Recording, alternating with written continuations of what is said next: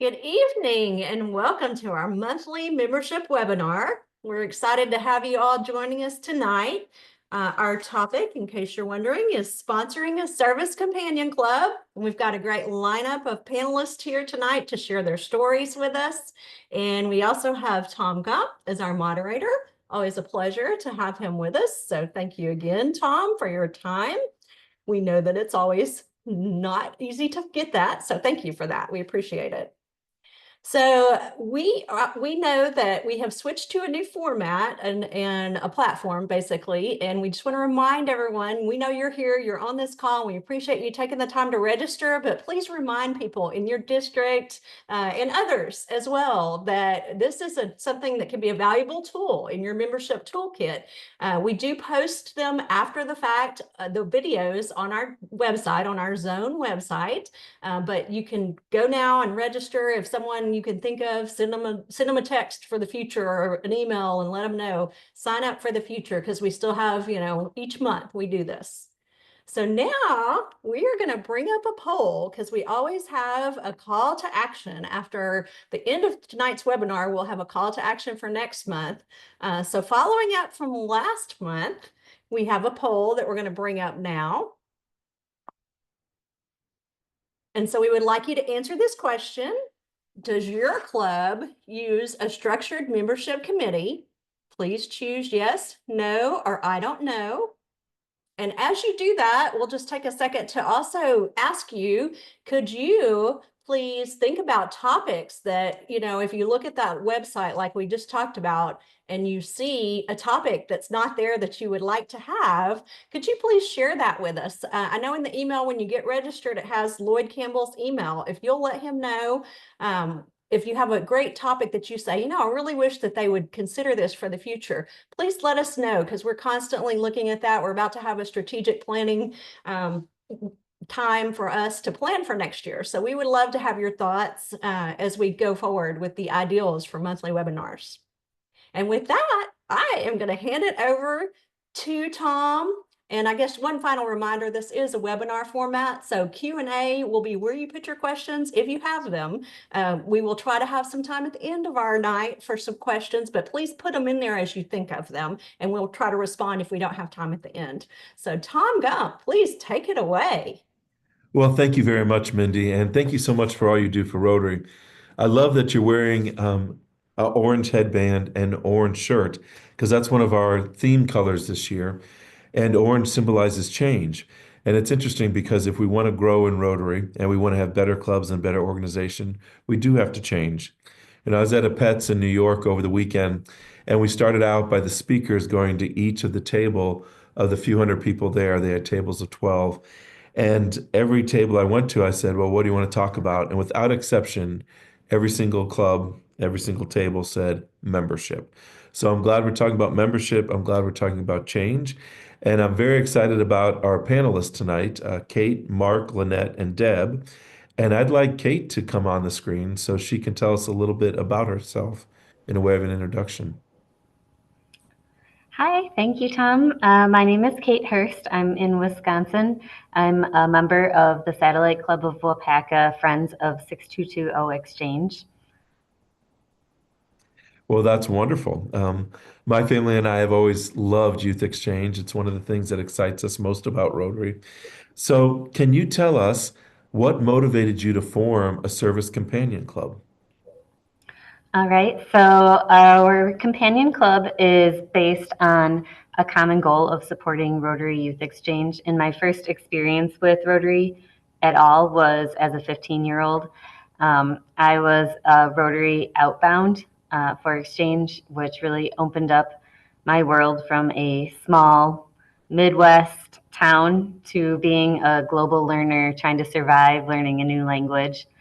When I circled back around to Rotary later in life, though, I wasn't able to attend our local meetings, the traditional meetings, because they're at noon on weekdays and my work. So many of our club members are younger people, not all of them, but younger people who struggle to make it to a traditional club meeting.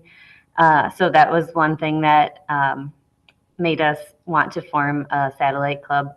Another one is geography. Our satellite club has members that are in Colorado, Tennessee, Wisconsin, and Illinois, and we meet virtually twice a month on Google Meets. So that gives us a chance to work together. So Rotary Youth Exchange requires hundreds of hours of participation. All of our members have some involvement in Rotary Youth Exchange, being either coordinators. We have a youth exchange officer certified for our club. We have district staff for Rotary Youth Exchange, and all of us are hugely involved with Rotary, but just struggled to make traditional meetings. And so our sponsor club has a huge interest in RYE also, and that's how we got connected. I love that story, Kate. So often when we're through pets this season, we talk about our vision statement, where Rotary wants to be. And our vision statement says, together we see a world where people unite to take action to create lasting change across the globe, in our communities, and in ourselves. And it's interesting, we always talk about our global projects, which are wonderful, and we talk about our local service projects. But I really do think Youth Exchange is the best example of how we grow ourselves. And I know that you have as a Youth Exchange student, I know that I have as a host parent. So tell us exactly, how does Youth Exchange and their involvement in your club, how do they fit in your club, and how do they fit in the host club? So our host club hosts this year they're hosting 3 exchange students, and they have a very robust RYE program. The members of our club are all a spectrum of some involvement of RYE, whether we have several rebound students who were former exchange students, some of us decades ago. I am the inbound coordinator, former host. We have several former host families or current host families also. We have an outbound coordinator who is a member of our club. All of our goal of supporting Rotary Youth Exchange is our monthly meetings are structured around the RYE program. We get together various times during the year at RYE conferences working with the exchange students. So that's when we get to have the social aspect of Rotary and meet in person versus the online format. We have a strong participation. Almost all of our topics have something to do with Rotary Youth Exchange and how we can support that. Our current goal is our service project is our club is working on helping create a marketing plan for Rotary Youth Exchange, and then we will, our end goal is to disperse that to clubs in our district as kind of like a starter pack to help them advertise their program, their Rotary Youth Exchange, trying to get students from their local area as outbounds and host families and inbounds and things like that. Wonderful. And RYE stands for Rotary Youth Exchange? Yes. And are you part of the North Star Rotary Youth Exchange? No. Consortium? Well, I don't know. Okay. I think that you are, and they just won a big award in Mexico at NIAN, the North American Youth Exchange Network, for one of the best conglomerate of youth exchange. So congratulations to you and your service club, and for adding energy to that club and your host club and to North Star in general. So please stay on, because may have some questions for you later. Thank you, Kate. Now I'd like to have Mark Shockey introduce himself, but before he does, I'd like to say he's district governor-elect for District 5950, and he helped me develop as a Rotarian. He was in Rotary before I was in Rotary, and when I was about to be club president, he helped me put together an orientation manual and all kinds of manuals and all kinds of help. And many nights, sometimes to 3 or 4 in the morning, he'd be up with me making everything. So he helped form me as a Rotarian. Go ahead, Mark. So I am Mark Shockey. As Tom said, I'm a part of 5950, which includes Minneapolis and Central Minnesota.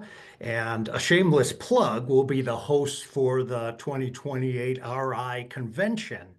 And I've also served as the district PI chair and the district membership chair. Now, Mark, you know more about Rotary than most people just from your experience. You used to be president of my club before you were in the Veterans Club. You were administrator of my club, and then you helped form the Veterans Club. So, what advice would you give another Rotary Club who's considering sponsoring a service companion club? You will simply grow in amazing ways. I mean, that's the simplest way to say it. The serving becomes contagious, and it flows back to the other clubs.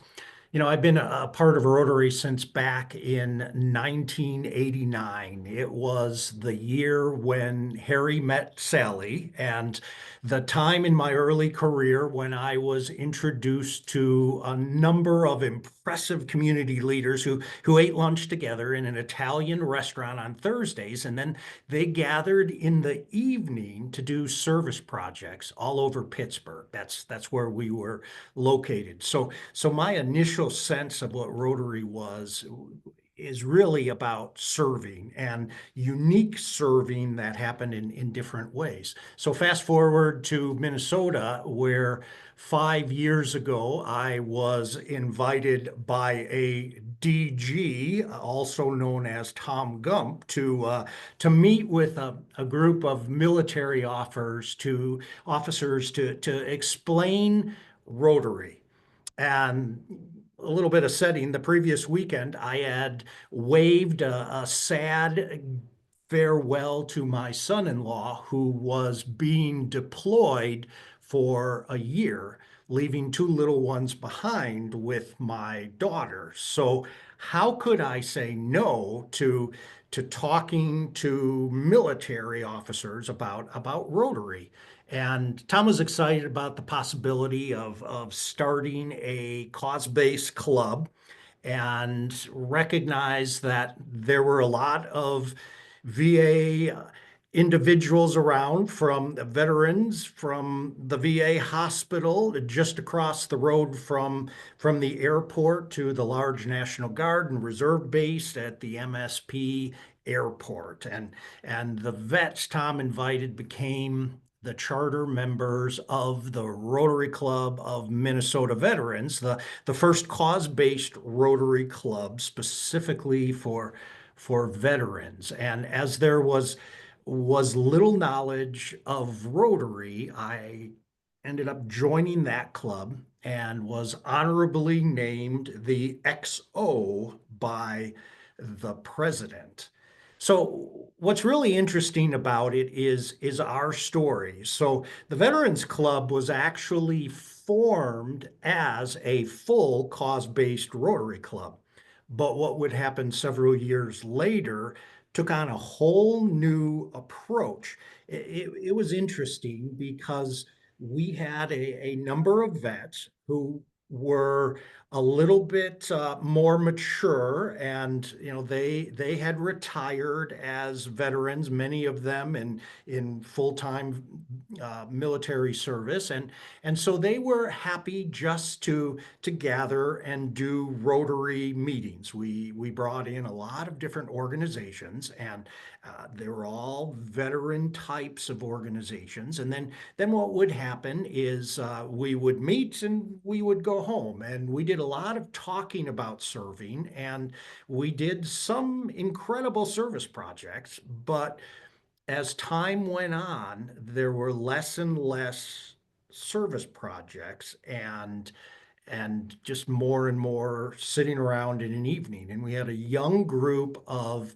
National Guard individuals, men and women, who had families and full careers, and they didn't want to hang out at night talking to vets. They just wanted to serve people. So we adjusted it and really made a big change of focus to gather around service projects and not focus on meeting to hear speakers. And so even though we had the structure of a cause-based Rotary Club, we also had a club within the club, a service companion club that really started without us being intentional that that's what we were going to do. So the serving continued on, and really the heart of it is this story right here.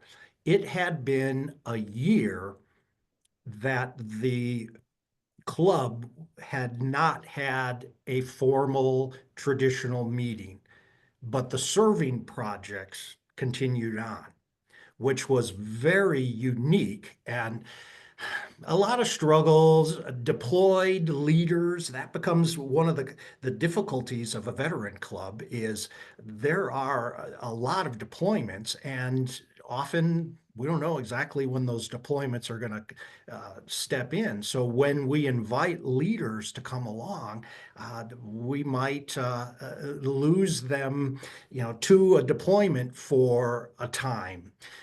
But it's powerful. So the club itself started out in the first weeks of its club existence with a little taste of Rotary magic. We had discovered that there was a need, and substance abuse and PTSD battles among recent vets were just ripping families apart. And one of the VA centers had an excellent compassionate program to help. And the need was for a place for the graduates of the program to land when they were released and enter a haven for heroes, remodeling a 1920s old government building into a transition home. And we came along and were able to turn $500 of club money into a $20,000 grant to complete the project and give these families a chance to reconnect in a warm, welcoming place. So the service projects were a part of what we did, and then they really the service companion part of the club kept the club going when the traditional aspects of the club were really limping along. And I'm just thrilled to say we've been through a lot, but we've come out strong. The whole boots on the ground aspect has been very powerful. And, we've recognized there are so many organizations that have money, but no volunteers. And just walking with them has been great. That's so wonderful, Mark. And please stay on because we're going to want to hear more from you in the near Sure. future. So we'd like to do two quick polls right now to get you as the audience your opinions on things. So if we could have the first real poll, because we had a practice poll before. So are you familiar with what a service companion club actually is?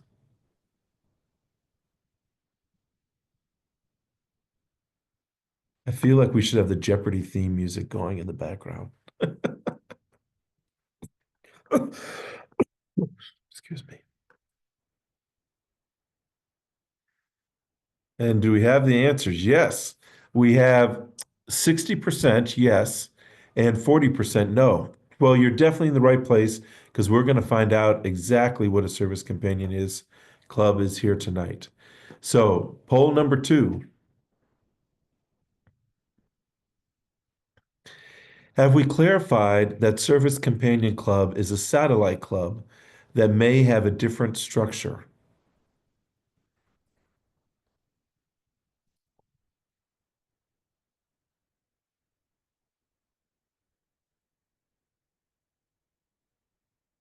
Drum roll. And we have 92% that said yes and 8% that said no. So we will answer that for the 8% in the following questions that we get to our following panelists.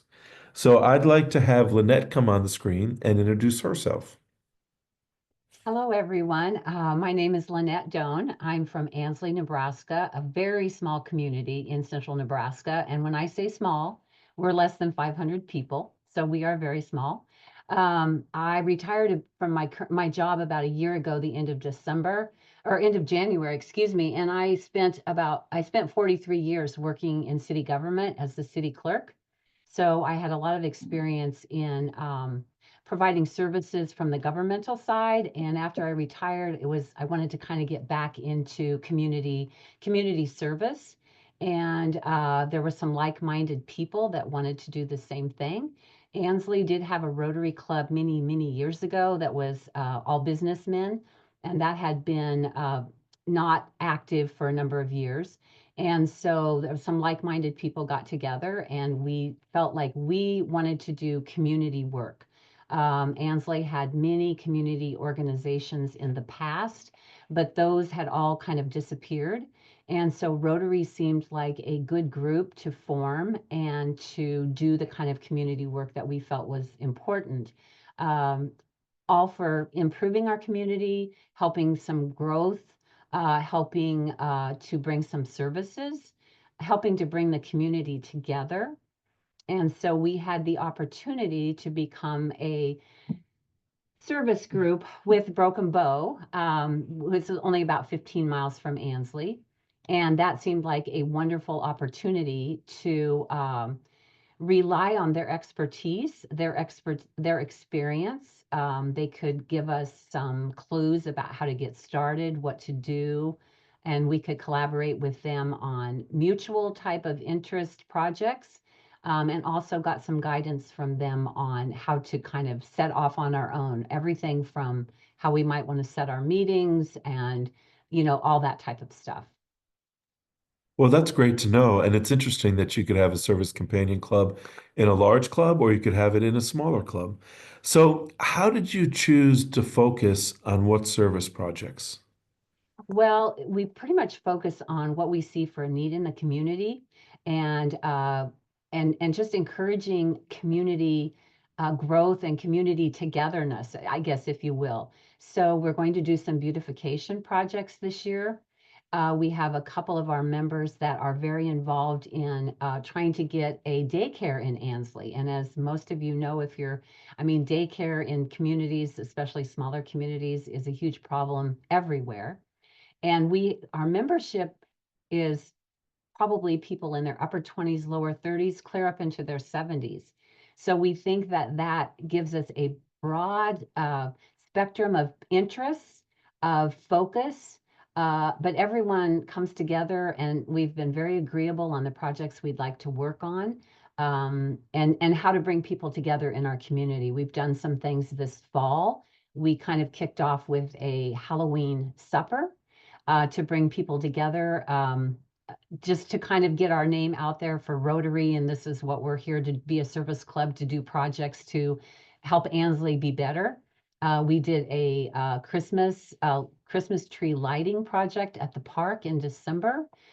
We are planning a kind of an Ansley Spirit Awards in April to recognize people that we feel like have really contributed to the community.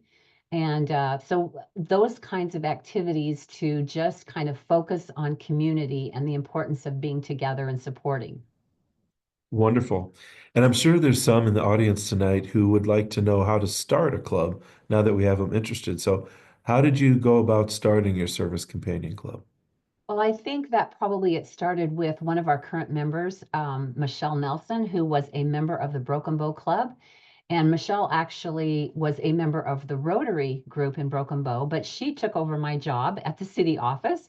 So she was going to be in Ansley. And I think she visited with Deb McCaslin, and they kind of came up with this companion club idea.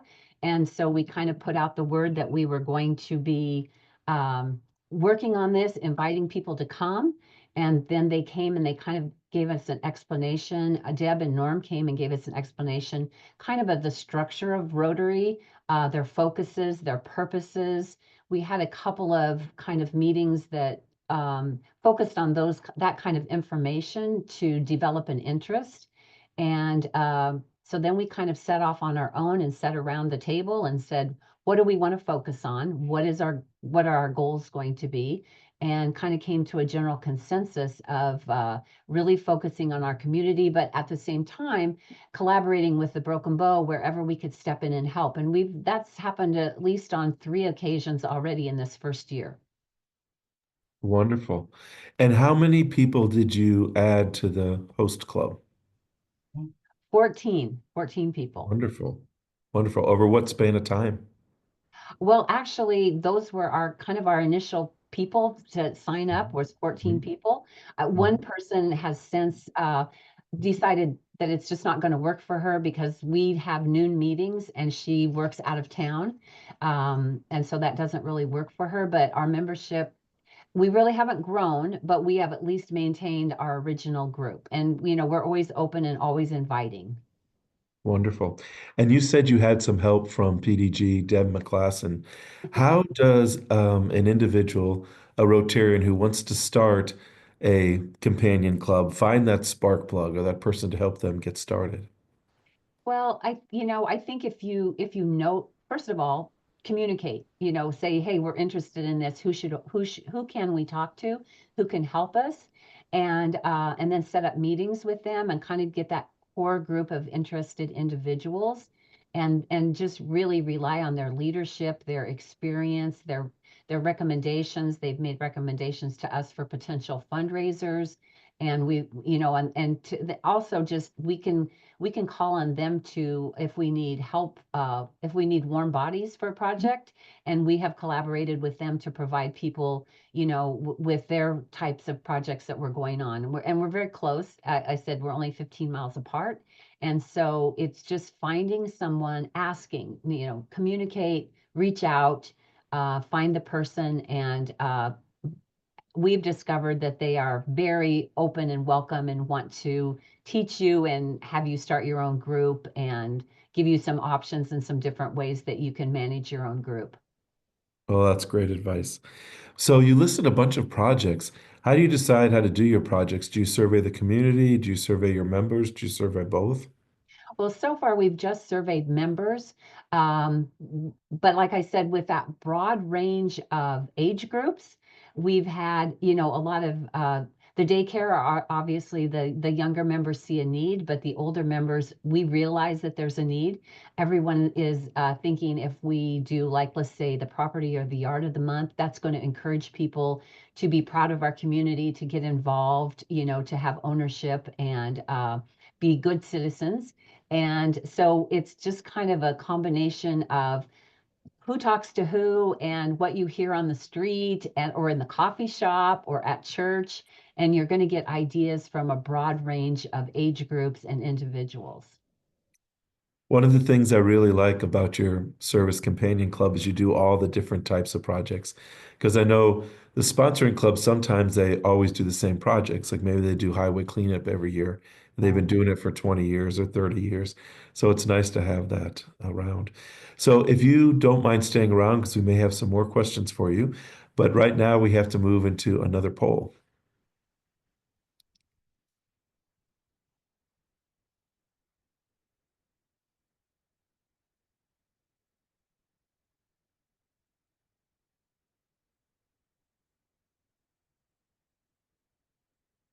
Well, Deb, I'm glad you're here because I thought we were moving into another poll, but we decided we'd rather hear from you instead.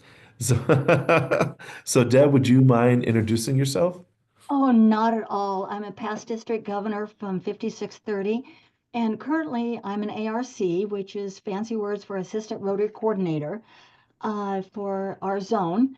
And I have the privilege of working with and getting to know 4 districts located across central US. It's just kind of a fun job. It sounds like it. And do you mind if I just roll on in, because I've got about 20 minutes of material to roll into this 10. That sounds great. I hope you tell us a little bit about what you've been doing in Africa, though, because I've been seeing that Oh, on Facebook. absolutely. You know, we just heard from three presenters, and I'm so excited about the Service Companion Club concept.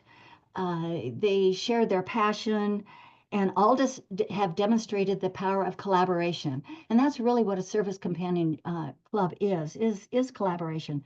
There's so many different club models out there, traditional, passport, cause-based. Just, you know, you could go on and listing them. But one thing I want you to remember is that a standalone club requires 20 members to start. A Service Companion Club requires 8 members to start. And one of the meetings with Ansley was really kind of cool as their superintendent raised their hand and they said, Deb, what if we get to 22 members? Do we have to stand alone or can we stay as a service companion? I'm going, why don't you get to 102 members and still stay as a service companion? So that's it. And a service companion club, like a standalone, it sets their own meetings and sets their own due structure, which is really cool. And Tom, you mentioned Africa. I could hardly wait to get started with this. I'm going to go here. Can everyone see my slides? Okay, cool. I'd like to introduce another type of a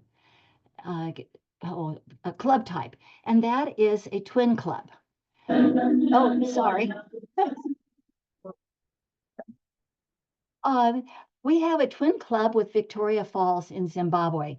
We started this well over 10 years ago. Our collaboration started back in 2012 and became formalized in about 2018. And yes, we do have a global project. Now, a twin club is the same thing as a sister club. Within Rotary, the two names are interchangeable. And what it is two clubs in two different countries decide to work on things together. You can work on things in either one of the two countries together. You come together because you have a common interest. Our common interest with Victoria Falls is girls empowerment, which is a second passion of mine. We do have a global grant, and this global grant brought sewing machines in for 133 schools. It provides leadership, health, education classes, business basics, entrepreneurial school basics. I'm an old retired economic developer, and I'm fully aware that it doesn't do you a bit of good to teach a job unless there's a job at the end of the training where you can actually get a job. And so we're focusing very hard on that. The goal is to provide for the girls and boys to learn how to sew and to make their own washable sanitary pads. We would like to put 3 daytime pads, 3 nighttime pads into the hands of every single girl. And across, when I think about the power of collaboration, here's this chick from Broken Bow, Nebraska, a little tiny town in rural Nebraska, and we have a goal over 5 years of impacting 9,500 girls. I just can hardly wrap my arms around that figure. And this figure does not even count in the 2 generations down. I'd like to point out the picture at the bottom of the page. This was taken in Broken Bow, and when Norm and I were there last October, I was there in January, but I was also there in October.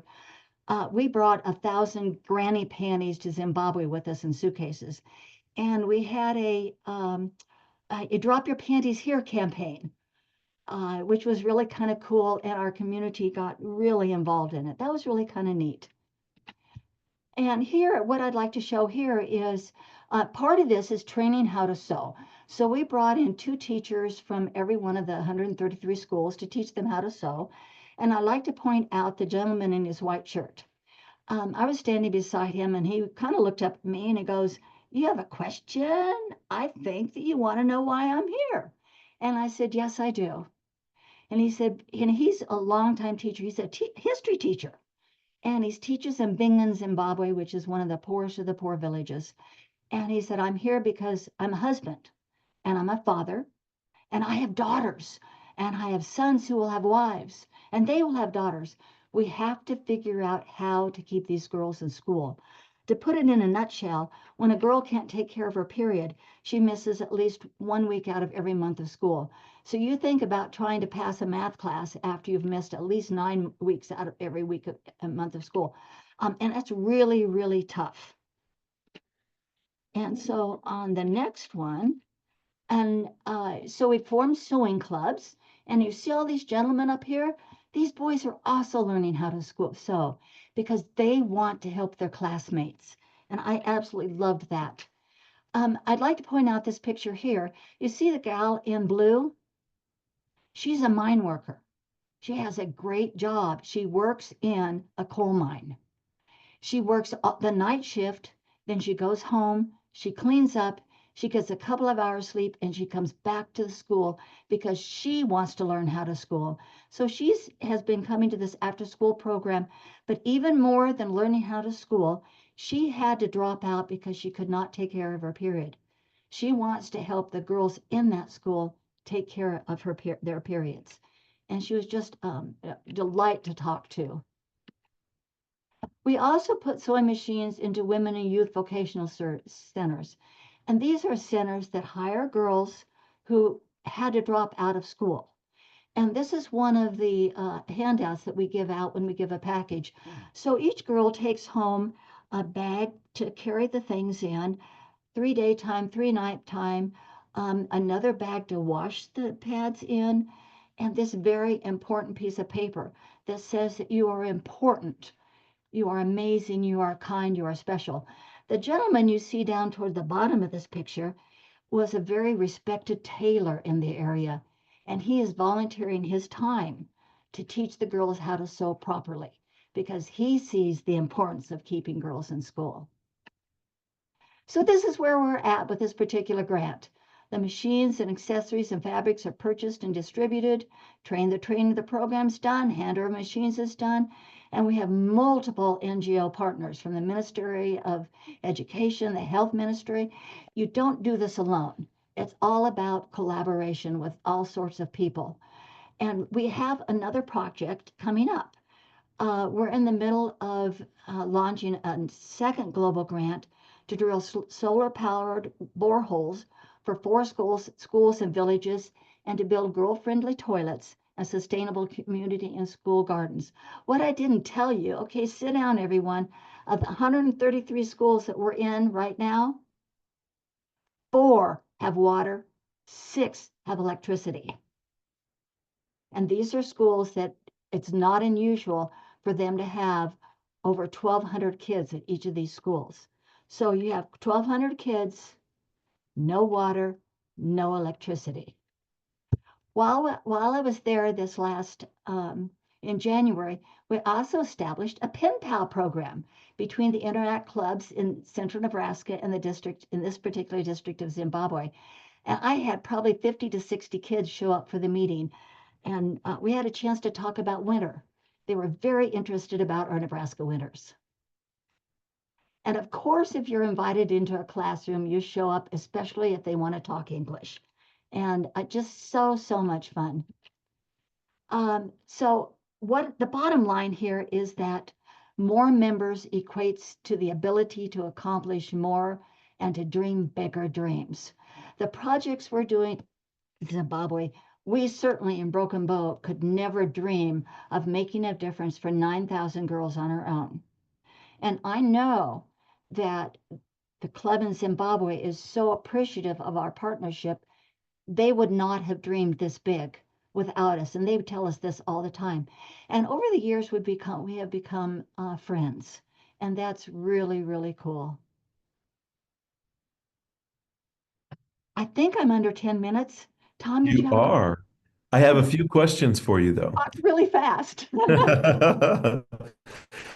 The power of collaboration is clear. You've gotten all this done because of the collaboration. But tell us, for those in the audience, tell us how you found your partners and how they can find their partners for their service projects and their service companion clubs. Okay, I happen to be in Zimbabwe volunteering for a group called Alliance for Smiles. They repair cliff lips and palates. I have no medical ability whatsoever, but I take decent pictures, and once in a while I can write a good story. So I was there to take pictures, to write stories, to help with the grant paperwork.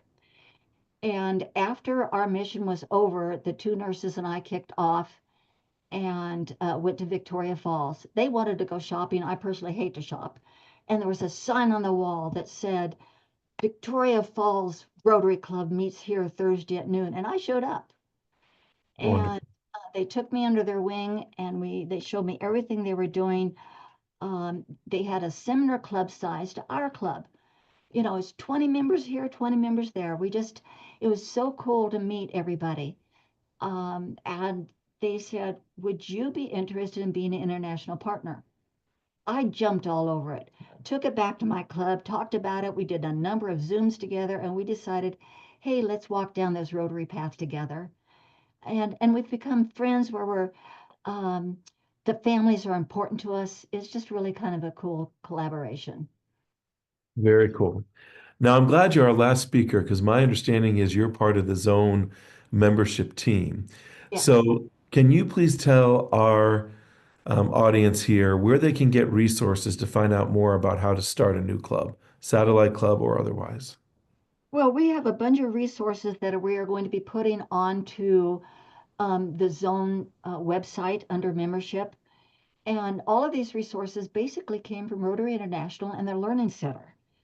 So if you're interested in starting a satellite club or a new club or anything like that, don't hesitate to reach out. We'll bend your ear for hours on suggestions because each of us on this team have started clubs before. One suggestion I would have in starting a new club is to look for something or someone or an area that's relatively geographically close to you. I've started two clubs or helped start two clubs. One was 3.5 hours away. The other one was 15 miles down the road. I can tell you, Ansley was the dream situation because we've just done so much together. The other one was in Cheyenne County, Nebraska, and it required an overnight. And so when you're going and you have the privilege of working and you're going making lots of trips, it's just much easier if it's close in. Also, you happen to know the people. It was just so much fun going to the Ansley meetings because I knew everyone around the table and they knew me. Wonderful. And that's just kind of fun. It sounds like fun, and that's an important part of Rotary. Ab- So we ab- have a few questions in the chat. So I'd like to call on the panelists to see if they can answer these questions. I'm sure they can. And this one's for Mark. Chris Bailey writes, as I joined Rotary, membership was focused on business leaders and professionals. What is our current attitude towards attracting tradespeople as members? So the attitude is really quite open. You know, we want people who are passionate about what they do and how that can impact other people. So, for example, we want people who specifically serve, and that service isn't dependent on professional people. It is really people who just get in there and work hard. And I think, you know, from our veterans audience, if you will, the people that we invite to be part of clubs, we see all kinds of backgrounds. You know, everything from people who are tattooed pretty much across their bodies to individuals who would be the last thing that they would think about. People who are bank presidents to people who are simply serving as highway workers, and you know, a lot of in between. So yes, definitely the draw and the appeal of Rotary today is for all people. You know, Mark, it's fascinating in District 5950, they're having a lot of success with technical colleges. So we have one Rotaract club, which is one of our strongest, called Dakota County Technical College, where the faculty, 3 of them are involved, and the students are very passionate because they know that after they learn their trade, let's say body work on cars, that they're likely going to stay in that community. So they're working on their networking now. So thank you for that answer.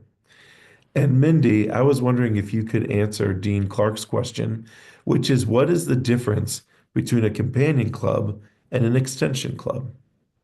Sure, there are a lot of different names out there, and those are two in the same. So really, as we go through the different time and phases, we've heard this kind of changing, but it's really a satellite club, it's an extension club, it's a service club, it's a club within a club. So I think in my mind, the easiest way that I've tried to explain it to people and where they can wrap their head around it is it's a club within a club.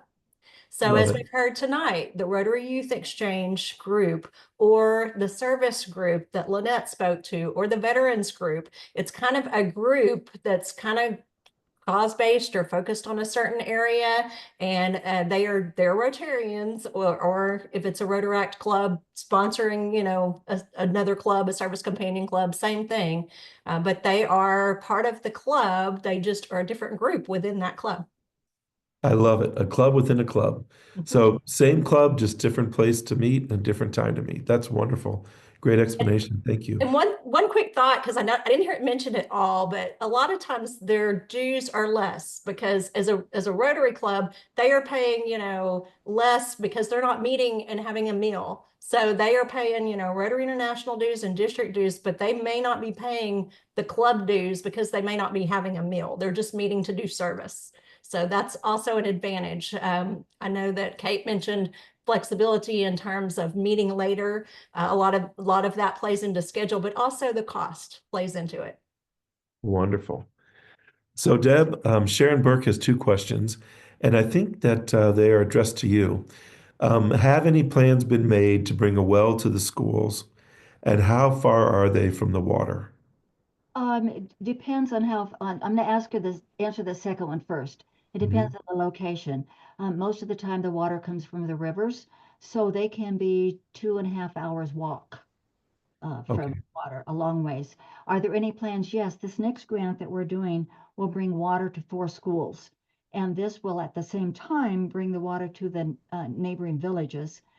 And second part of that is to create community gardens in the villages and within the school grounds for food stability.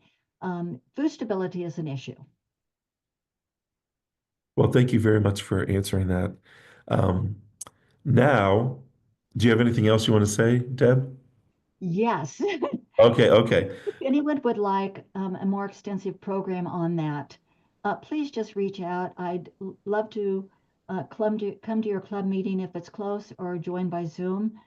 And also, I'd like to point out that service companion clubs or a satellite club can be as easy and singular focused as let's increase the literacy rate at our local high school, or it can be as complicated as let's end human trafficking. It's really wherever your passion lies. Wonderful. So we have 13 minutes left, and I'm sure that all of our panelists would be happy to help you start your own club after tonight. But I want each panelist to answer in 2 minutes or less. Give the audience the one piece of advice that you think is the most important piece of advice when starting a club. And we'll go in the order that we started. So we'll start with Mindy. Oh, sorry, I thought you were going to start with the first panelist. So I think that, in my opinion, the best advice I can give is this companion club or service club or one of the other names you want to use is one of the easiest processes around because you don't have to charter a separate club. You do have a separate group that's in charge. You want to have your officers, but you don't even have to do separate bylaws. You can, work under the bylaws of the club. So it is an easy thing to do. As Deb mentioned earlier, it's less members to get started. You just need that service-oriented focused group that has a common cause that wants to do service. And that's what I can leave you with is find that champion for some particular cause, whether it's young professionals, whether it's any of the things that have been mentioned tonight, and get them involved. Great. That's great advice. Kate, what's the one piece of advice you would give our audience in starting a service companion club? I like what Mindy said about having a common focus. And I think incorporating flexibility into your service club, whether that's meeting in person, meeting online, you can offer your meetings at different times. The the dues are less. Just it allows you to focus on a variety of members in different locations, different age groups, so you can really reach out to different groups of people. Wonderful. And Mark, you've started a club. What's your advice on how to start one? Well, I would say a lot of it is empowerment and giving permission. You know, that's the key to it all. Just giving permission. Just do it. Invite a few friends. Start doing something, and we'll put the rest of it together. Let me just share a little bit in my 2 minutes here. Here's what put a huge smile on this Rotarian's face. So, like I said, the parent club, if you will, the Rotary Club for serving or for Minnesota veterans hadn't met for over a year. They met just last week. They brought in 2 new members, and I was talking with one of the new members. Typical questions, you know, how did you hear about us? He said he had attended a few of our service events, a Red Cross blood drive to donate blood, and he pointed at me. You gave me a club brochure and talked about what we were all about, and I thought to myself, okay, so that's why you look so familiar. And then he said, you invited me to a club meeting 6 months earlier, and he finally got around to looking us up and wanted to be more involved. And the other thing, the impact that this has on the club. So just a week ago, the club voted to change their name from the Rotary Club of Minnesota Veterans to the Rotary Club for Serving Minnesota Veterans. So that's the impact that giving permission to people to just serve will have on the sponsor club as well. You know,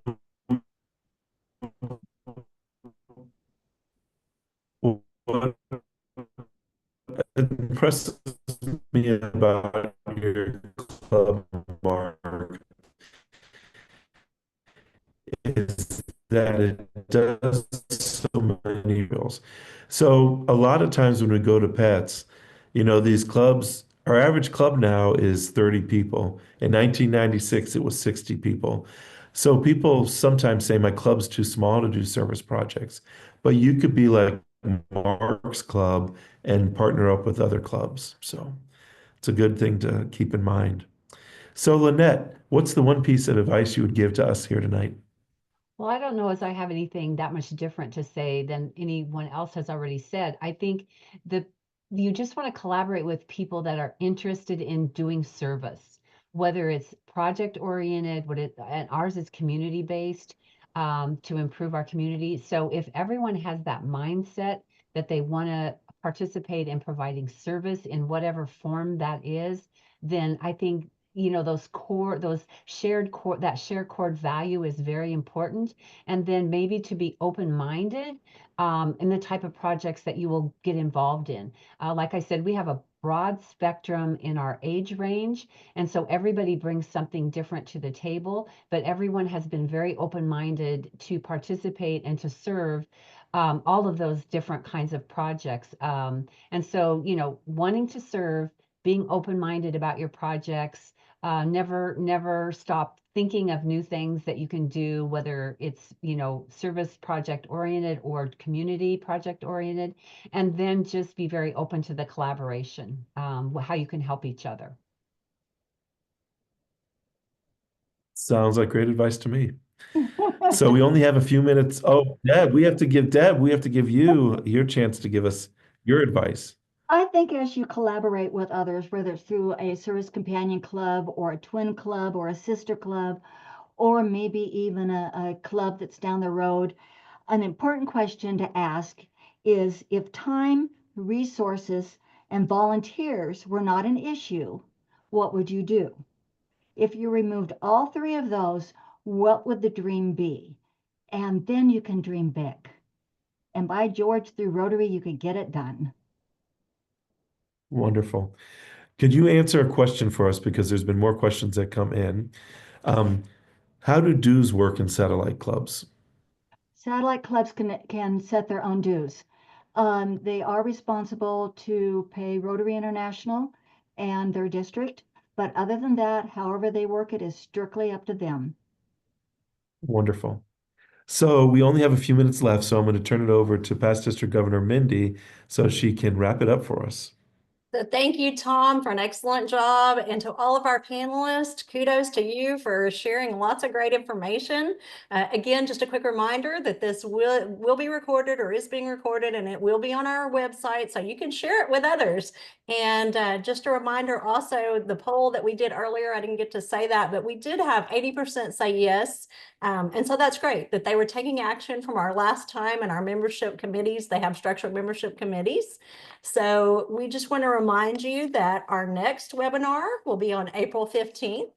It'll always be that third Tuesday of the month from 6 to 7 p.m. And we are giving you a few minutes back tonight. So we appreciate you being here tonight. And our topic for next time will be personal engagement strategies for member retention. So we look forward to you registering and getting your friends registered and coming to see us then. And we also want to give you a call to action. So start a companion club. We hope that we've shared some great advice with you tonight, but if not, and you have questions, please reach out to us. I think Deb, myself, Farron, who's not on here tonight, and Lloyd are all pretty accessible. You ask about anybody and they can tell you how to get to us. Lloyd's email is actually on the registration link when you get that. So he's the point person. So send it to him. Find us. We are happy to help any way we can because we are all here because we love Rotary, are passionate about Rotary, and want to grow Rotary. So thank you again for your time tonight. Have a wonderful rest of your week. Good night, everyone. Good night. Bye.